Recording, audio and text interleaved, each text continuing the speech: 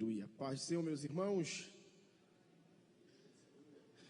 Glória a Deus. Queridos, que bênção, os irmãos podem assentar-se. Nós vamos fazer hoje uma recapitulação. Portanto, é uma aula especial, pois a nossa próxima revista se iniciará no próximo domingo, em uma manhã de Santa Ceia.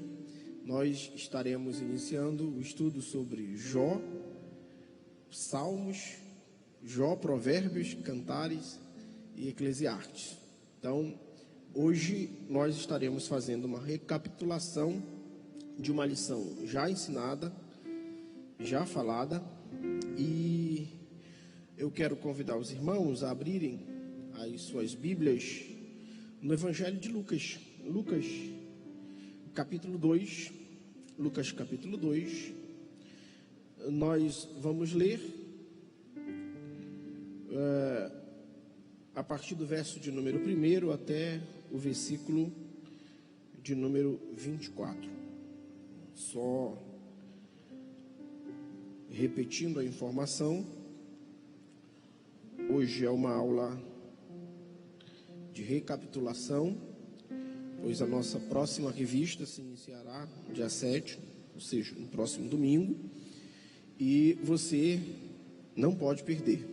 Será um trimestre de bênção. Nós iremos mergulhar nos livros poéticos da Bíblia, Iremos estudar, conhecer um pouco mais as suas características. Lógico que não dará para ser um estudo exaustivo, mas as bases da mensagem de cada um desses livros nós estaremos perpassando. Então, será um trimestre de bênção. Lucas capítulo 2, versículo 1 ao versículo de número 24. Nós iremos falar sobre o nascimento do Filho do Homem. O texto áureo diz da seguinte maneira: Lucas capítulo 2, versículo 11 diz assim: é que hoje vos nasceu na cidade de Davi o Salvador, que é Cristo, o Senhor. A nossa verdade prática. Jesus se fez filho do homem, a fim de que os seres humanos pudessem ser filhos de Deus. Nós vamos fazer aquela leitura responsiva. Lerei um versículo e os irmãos o outro após mim, até nós terminarmos toda a nossa leitura sugerida para o estudo de Lucas capítulo 2. Lucas 2, versículo 1 ao versículo 24, diz assim: naqueles dias foi publicado um decreto de César Augusto, convocando toda a população do império para recensear-se. Os irmãos,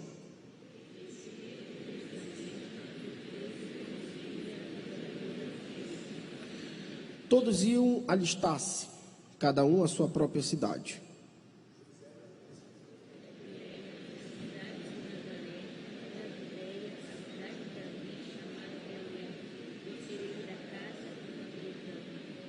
A fim de alistar-se com Maria, sua esposa, que estava grávida.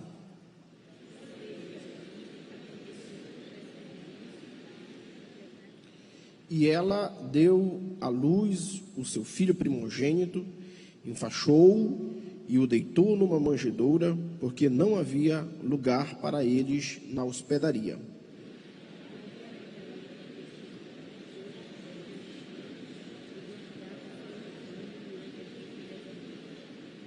E o anjo do Senhor desceu onde eles estavam, e a glória do Senhor brilhou ao redor deles, e ficaram tomados de grande temor.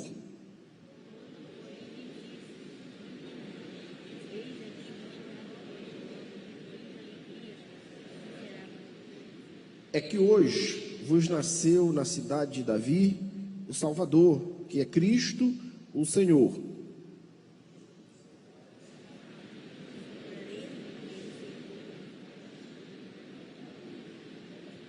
E subitamente apareceu com um anjo uma multidão da milícia celestial, louvando a Deus e dizendo: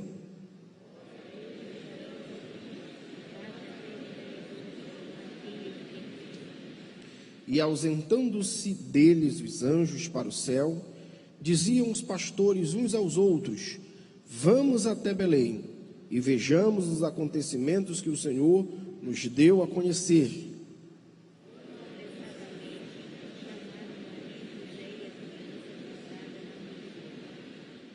E vendo-o, divulgaram o que lhes tinha sido dito a respeito deste menino.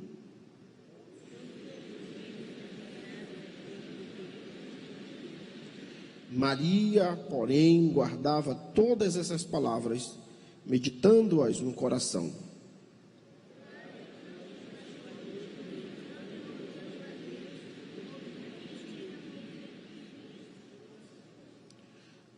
Completado 8 dias para ser circuncidado o menino, deram-lhe o nome de Jesus, como lhe chamara o anjo antes de ser concebido.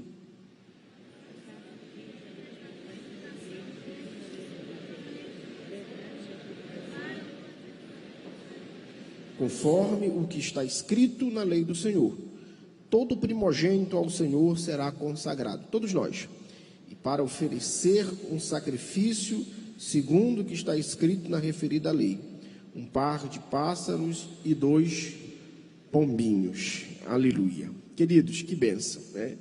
Nós vamos mais uma vez meditar neste capítulo, e é interessante que a Bíblia ela é fantástica, né? A Bíblia, como diz Billy Graham, como dizia Billy Graham, ela é mais atual do que o jornal que sairá amanhã, né? É fantástica. Deus sempre terá uma mensagem para os nossos corações todas as vezes que nós abrirmos a Bíblia. E não importa se é em uma passagem já conhecida, já estudada, já lida, já entendida, Deus sempre falará de uma forma interessante. Queridos, como é de praxe, nós dividimos esse capítulo em 3 tópicos. No primeiro tópico falaremos sobre o nascimento de Jesus. No segundo tópico falaremos sobre a circuncisão e a apresentação do menino Jesus no templo. E por último falaremos um pouco sobre a infância de Jesus. Bom, eu quero iniciar essa reflexão, esse estudo do capítulo 2 de Lucas, lembrando aos irmãos, na realidade, lembrando aos irmãos que hoje é o último dia do ano de 2023, né?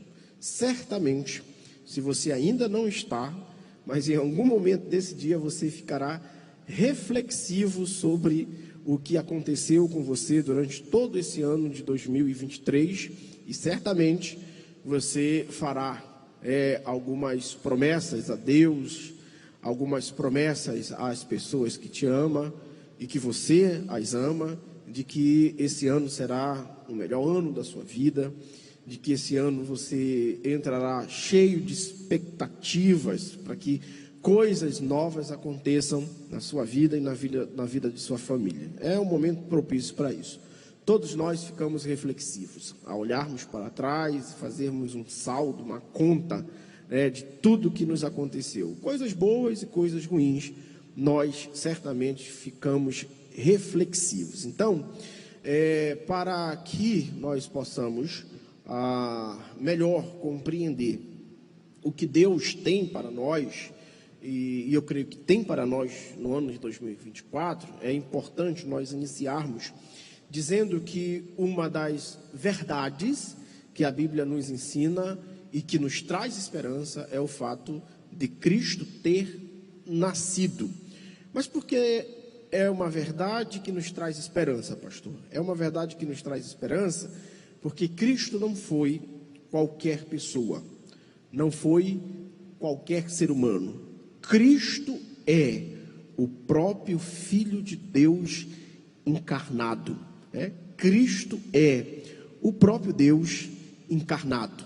Ele é uma pessoa divina e humana habitando em um mesmo corpo. Esse é o grande mistério de uma das principais doutrinas do cristianismo, que é a doutrina da encarnação de Cristo.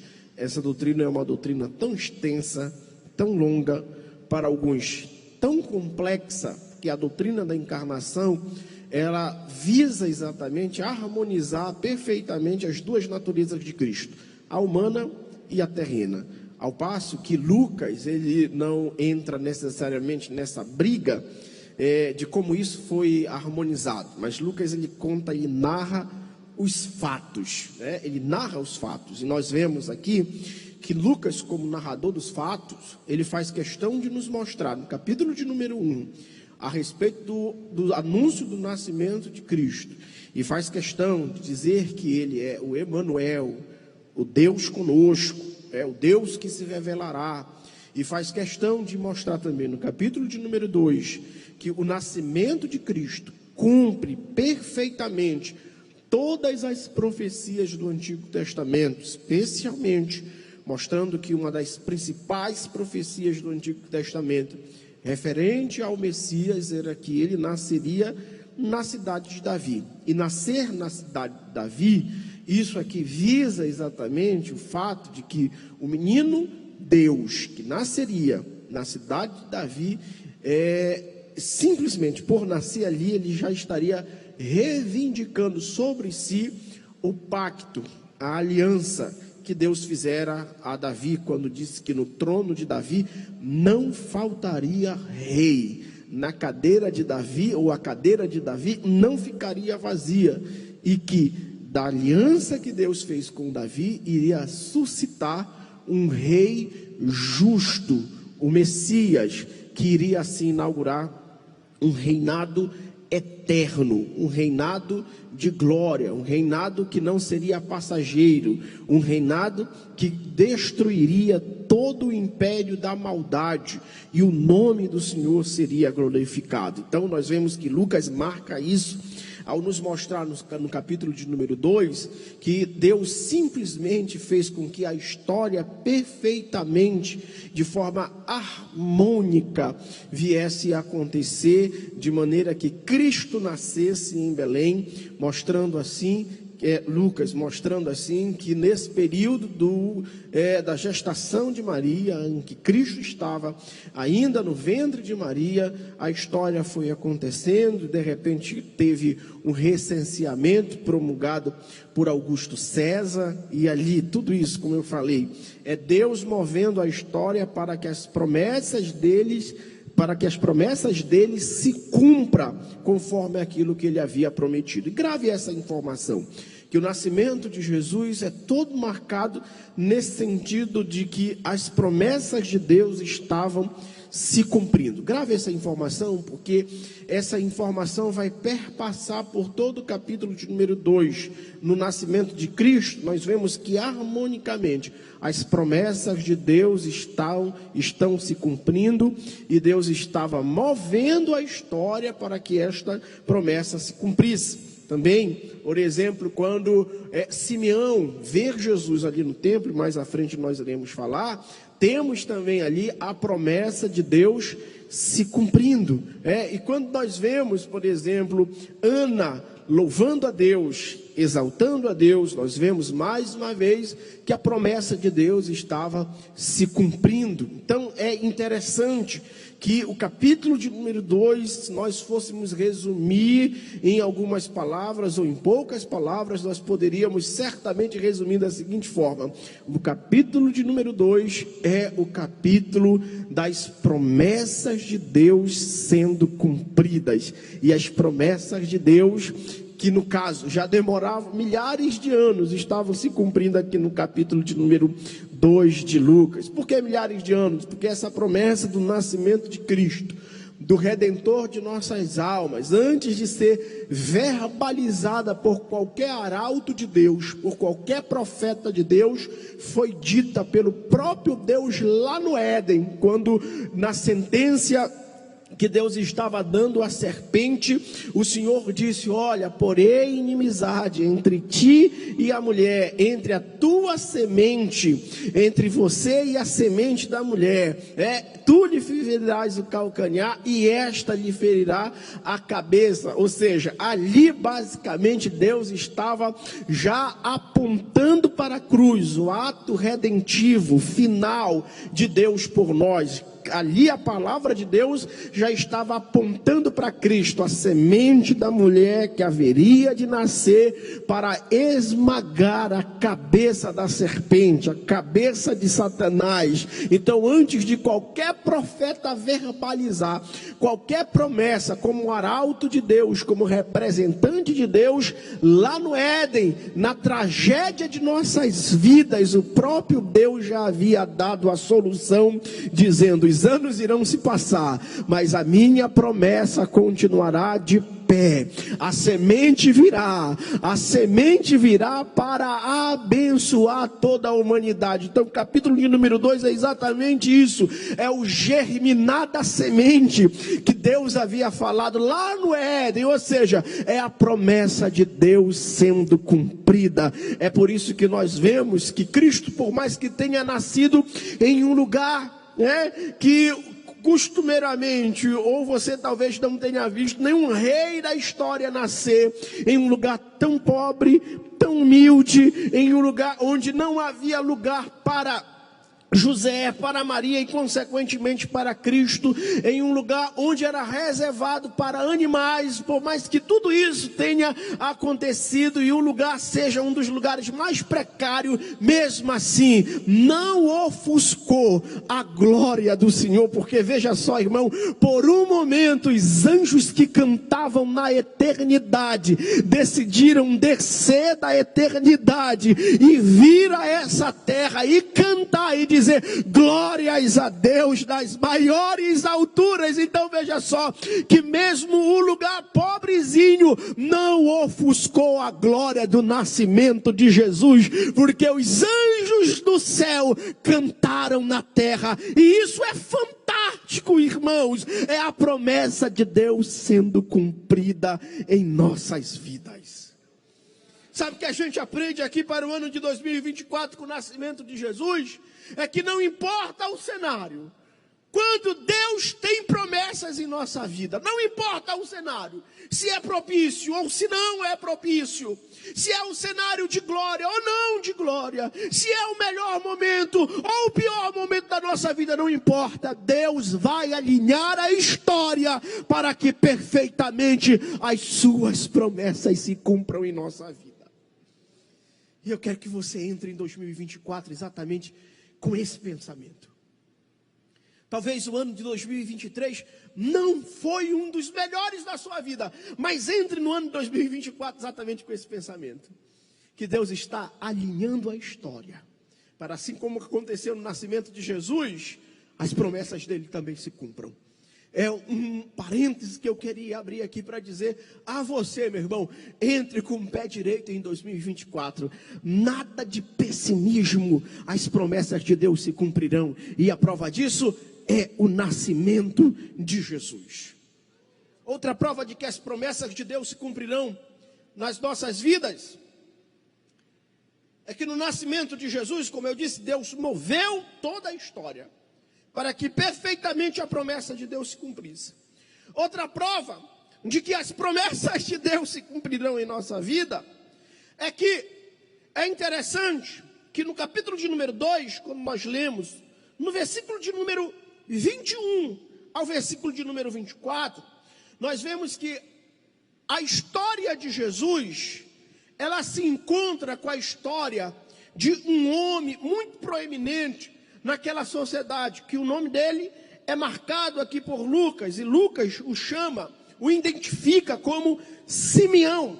E é interessante que, desde o nascimento de Jesus, nasceu em uma estrebaria, foi posto em uma manjedoura, em um lugar onde não tinha espaço na hospedaria, em um lugar destinado aos animais. Desde o nascimento de Jesus, é sempre muito simples. E aqui Lucas, mais uma vez, no verso de número 24, por exemplo, ele vai evidenciar que a família de Jesus não era uma família rica, e também não era uma família logicamente proeminente na sociedade judaica, quando ele nos informa que a oferta dada lá no templo para apresentar Jesus foi uma oferta de pássaros. Ou seja, quando você volta em Levítico, esse tipo de oferta que aqui é marcada por Lucas era uma oferta que frequentemente as pessoas que tinham menos recursos financeiros costumavam ofertar. Era uma oferta que certamente marcava a classe social do ofertante, porque era uma oferta simples, mas não interessa se é uma oferta simples, o importante é que eles estão cumprindo a lei do Senhor. Não interessa se é uma oferta que marca a classe social de José, de Maria e consequentemente do seu filho. O importante é que eles estão tendo uma oportunidade de cumprir a lei do Senhor, de cumprir a vontade do Senhor, e esse ato de cumprir a vontade do Senhor vai fazer também com que perfeitamente a promessa de Deus se cumpra na vida de um outro homem que eu disse, que Lucas marca, o identifica como Simeão. Isso aqui é interessante, queridos. Isso aqui é importante para nós, novamente, pensarmos nessa questão da promessa cumprida. Porque, olha só, de tantas crianças, possivelmente crianças que estavam sendo apresentadas no templo, uma criança chama a atenção. E a criança que chama a atenção de Simeão, não é uma criança onde os seus pais deram a maior oferta do dia, não. É uma criança em que os seus pais deram a menor oferta do dia, talvez. A oferta mais simples do dia, talvez. E Simeão entra no templo. Vamos ler a palavra do Senhor. Quando Simeão entra no templo, veja só, versículo de número 25, a Bíblia informa: havia em Jerusalém um homem chamado Simeão, homem justo, piedoso, que esperava a consolação de Israel, e o Espírito Santo estava sobre ele. Revelaram-lhe o Espírito Santo que não passaria pela morte antes de ver o Cristo, o Senhor. Olha só, é uma promessa. Simeão não morreria antes de ver o Cristo, o Senhor. Simeão, movido pelo Espírito, foi ao templo, e quando os pais trouxeram o menino Jesus para fazer com ele conforme o que a lei ordenava, Simeão tomou nos braços e louvou a Deus, dizendo: agora, Senhor, podes me despedir em paz, pode despedir em paz o teu servo, ou seja, agora eu posso morrer, aleluia, porque os meus olhos já viram a tua salvação, a qual preparaste diante de todos os povos, luz para a revelação aos gentios e para a glória do teu povo de Israel. E estavam o pai e a mãe do menino admirados do que ele dizia. Simeão os abençoou e disse a Maria, mãe do menino: eis que este menino está destinado tanto para a ruína como para o levantamento de muitos em Israel, e para ser alvo de contradição. Também uma espada transpassará tua própria alma, para que se manifestem os pensamentos de muitos corações. Veja só, Simeão fica extremamente contagiado com a alegria de tomar o menino Jesus nos braços. Ou seja, mais uma vez Deus mostrando que não importa o cenário, nasceu em uma manjedoura, os anjos dos céus desceram na terra e desceram do céu e cantaram na terra. Entregou a menor oferta, mas um dos homens mais piedosos daquela sociedade entendeu que ele estava carregando o Salvador, o Senhor de nossas almas. Ou seja, é Deus mais uma vez revelando que ele cumpre as suas promessas. Mas sabe que nesse sentido de Deus cumprir a promessa, tem algo, pastor Itamar, que me maravilha. Sabe o que é que me maravilha? É que no nascimento de Jesus, homens, por exemplo, que eram os pastores, que eram considerados cerimonialmente impuros, a eles foi manifesto a verdade sobre quem era que estava nascendo em Belém. Eles viram os anjos cantarem, ouviram o cântico dos anjos e se alegraram. Homens cerimonialmente impuros, ou seja, rejeitados pela sociedade, que nem ao templo poderiam ir adorar. É interessante isso aqui. O cenário é todo humilde, o cenário é pobre, mas a glória do Senhor não foi ofuscada. Agora aqui, mais uma vez, como eu disse, talvez tantas crianças estavam sendo apresentadas naquele dia, porque aqui para nós, todos os dias nasce criança. E todos os dias, se nós fôssemos fazer gosto, apresentaríamos uma criança no templo. Sim ou não? Porque se é uma coisa que crente gosta de fazer, é deixar herança. E a maior herança que o crente pode deixar são filhos. Porque crente gosta de perpetuar o legado. E esse nosso legado geralmente é perpetuado nos nossos filhos. Os nossos filhos geralmente carregam o nosso legado. E sabe o que é interessante? É que em todo esse cenário, uma coisa me chama a atenção nos pastores, em Simeão, é exatamente a percepção de enxergar a glória do Senhor, onde ninguém jamais poderia enxergar. Como é que Simeão sabia que aquele menino de pais pobres era o Salvador? Como? É somente percepção do Espírito Santo, discernimento do Espírito Santo, comunhão com o Espírito Santo. Sabe, meus irmãos, que 2024 esteja reservado exatamente para nós muito discernimento do Espírito Santo, que nós enxerguemos muitas glórias do Senhor em cenários simples, em cenários que talvez outras pessoas não enxerguem a glória do Senhor, que nossos olhos possam enxergar a glória do Senhor. A história do capítulo 2 reserva para nós exatamente muitas lições. Domingo passado estava falando sobre esse mesmo capítulo e abordei muito sobre o nascimento de Jesus. Esse domingo estou falando sobre esse capítulo novamente e estou abordando outros pontos importantes sobre esse capítulo, que também o capítulo, como eu disse, fala exatamente esse aspecto da promessa de Deus cumprida.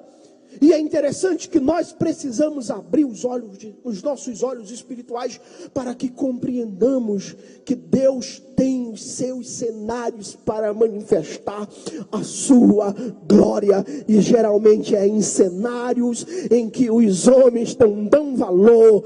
É nesses cenários que Deus costuma manifestar a sua glória, realizar e cumprir as suas promessas. Simeão só entendeu que ele estava diante do Salvador porque ele teve uma visão espiritual. Ele foi movido pelo Espírito Santo. E quando ele viu tudo aquilo, a glória do Salvador que ninguém mais viu, ele disse: ó Senhor, agora pode me despedir em paz. Ou seja, eu estou pronto para morrer. Porque os meus olhos viram as tuas promessas cumpridas. Sabe, às vezes eu sou tentado, quando eu leio esse texto, a acreditar que crente não morre enquanto a promessa não se cumpre. Às vezes eu sou tentado. Tem gente que costuma dizer que não é em todo caso, mas geralmente não é em todo caso mesmo, porque Abraão tinha uma promessa, mas essa promessa completamente foi cumprida na sua descendência. Mas a gente tem que entender uma coisa, que uma é a promessa para Abraão, outra é uma promessa para a sua descendência. Abraão entendia que ele não veria a sua descendência se transformar em como a areia dos céus, a areia da praia e as estrelas dos céus. Abraão entendia isso, mas no que se compete às promessas de Abraão, uma foi cumprida no sentido pessoal. Abraão prosperou, Abraão teve uma fama, um nome engrandecido, e isso tudo Abraão viu se cumprido. Ou seja, Deus não é Deus que brinca com os nossos sentimentos. Se ele fez a promessa, ele vai mover céus e terras, porque a sua palavra não passa. É o que Simeão está dizendo. Agora me despede em paz, porque os meus olhos viram a tua promessa cumprida. Pode me despedir em paz. Oh, meu irmão, eu quero que você levante suas mãos aos céus. E eu quero que você receba essa palavra para 2024. Todas as vezes que você pensar que é o fundo do poço, que é o fim, lembre que Deus tem uma promessa na tua vida. E Deus não brinca com o sentimento de ninguém. O cenário, a história, tudo está sendo orquestrado, movido, selecionado, guiado por Deus. Que eu creio em nome do Senhor Jesus, que o ano de 2024 você ainda vai contar muitos testemunhos de vitória cumprida, de promessas cumpridas. Eu creio em nome de Jesus que assim como Simeão, Deus separará o ano de 2024 para que você e a sua família louve a Deus Deus, aleluia. Exalte o nome do Senhor Jesus, porque Ele é Deus de promessas cumpridas. Quantos podem celebrar ao Senhor? Quantos podem glorificar ao Senhor? Quantos podem exaltar o Senhor? Em nome de Jesus, eu quero encerrar essa palavra dizendo a você: tenha um feliz 2024, um feliz ano novo, uma feliz jornada, porque Deus vai cumprir as suas promessas. Que Deus e Cristo nos abençoe, em nome de Jesus.